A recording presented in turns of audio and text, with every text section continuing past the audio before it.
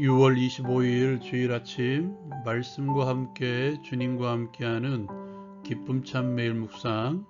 오늘 말씀은 로마서 14장 13절에서 23절까지의 말씀입니다. 14장은 공동체 내에서 믿음이 연약한 자들에 대한 태도를 말하고 있는데요. 어제 말씀에서 업신여기는 것을 하지 말라고 말씀하셨는데 오늘 말씀은 한 걸음 더 나아갑니다. 형제 앞에 부딪힐 것이나 거칠 것을 두지 말라고 말씀하십니다. 로마 교회에 문제가 되고 있는 먹는 것에 있어서 속된 것은 없습니다.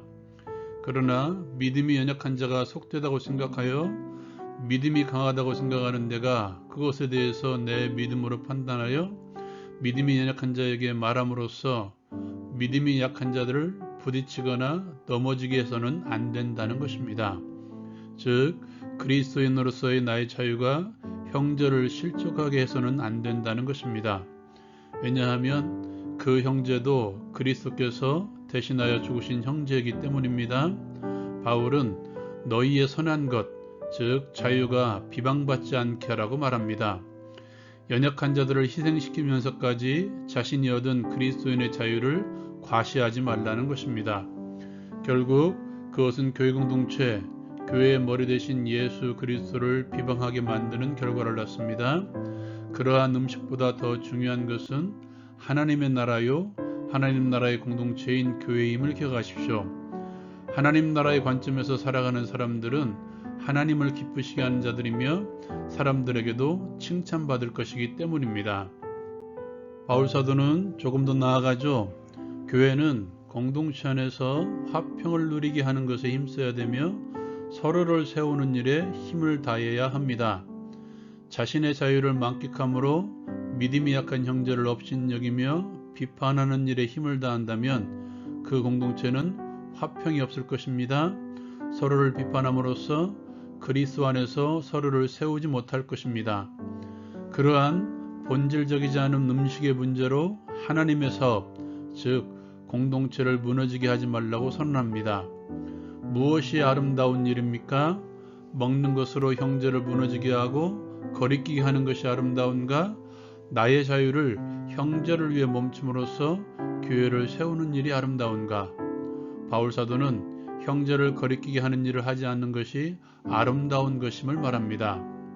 바울은 개인적인 확신, 개인적인 믿음을 하나님 앞에서 스스로 가지고 있으라고 말합니다. 다른 사람들에게 자신의 믿음과 자유를 과시할 필요가 없으며 나의 믿음을 다른 사람들에게 강요할 필요도 없다는 것입니다. 대신 내 믿음을 저버리면서까지 행동하지 않거나 행동하거나 하지 말라고 말합니다. 믿음을 따라 하지 않는 것들은 다 죄가 되기 때문입니다. 오늘 말씀에서도 그리스도인의 자유와 책임에 대해서 다시 말씀하고 있는데요. 믿는 자에게는 모든 것이 가하다고 말씀은 선언하고 있습니다. 오늘 말씀에 있는 것처럼 먹을 것이 속된 것은 없습니다. 그것이 그리스도인들에게 있는 자유입니다. 다 먹을 수 있습니다. 그러나 그리스도인들에게는 책임이 있습니다. 오늘 말씀에서는 하나님의 사업, 화평의 일, 서로 덕을 세우는 것이라고 표현되어 있는 공동체를 세워나가는 일입니다. 나의 자유를 과시함으로써 형제를 실족하게 한다면 그것은 공동체를 무너뜨리는 행동입니다. 예수님께서는 내 눈이 형제를 실족해 하면 눈을 떼어버리고 내 손이 형제를 실족해 하면 손을 떼고 하나님의 나라에 들어가라고 말씀합니다. 믿음이 연약한 자 또한 그리스도의 피값으로 구원하신 소중한 존재입니다. 그를 넘어지게 하는 것은 그리스도를 넘어지게 하는 것임을 기억했으면 좋겠습니다. 하나님의 나라는 먹고 마시는 것보다 더 중요한 성령 안에 있는 의와 평강과 희락임을 기억하십시오. 그리스도의 희생을 통한 의롭다 하심이 이루어진 나라, 하나님과의 화평이 있는 나라, 하나님의 영광의 소망으로 인해서 기뻐하는 나라, 그것이 교회 공동체임을 기억합시다.